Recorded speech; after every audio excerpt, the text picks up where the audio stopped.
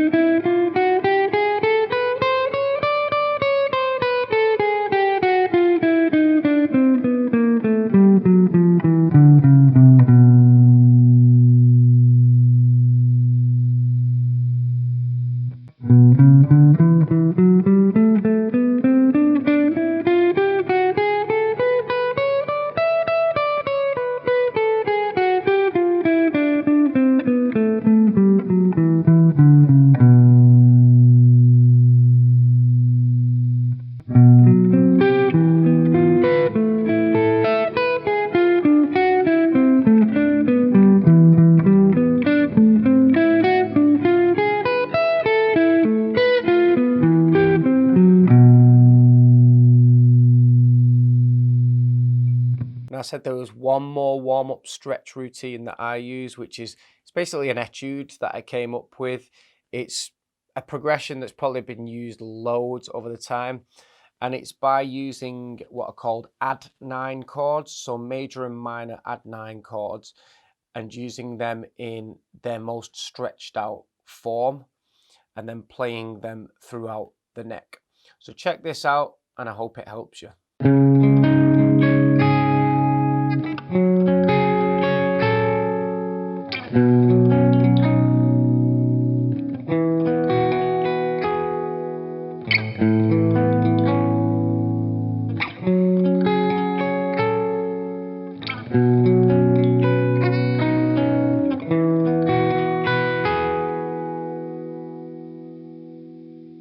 I love the sound of that progression. I actually record it quite a lot and jam over the top of it because it sounds cool.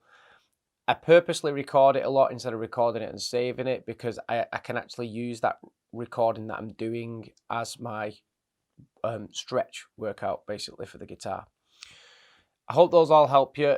Just remember, you don't have to do all of them. That's not the idea behind them. They're used for warming up, whether you're doing a live gig or whether you're in the studio or whether you're about to do quite a long practice routine.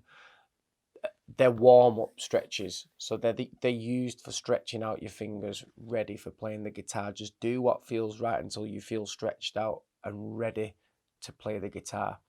If you could like this video, if it's helped you, leave a comment. If you've got any questions below, or if you want me to leave any lessons or knowledge on anything else that I might know, and if you could subscribe to my channel, that would also be amazing. Catch you next time. Keep on rocking.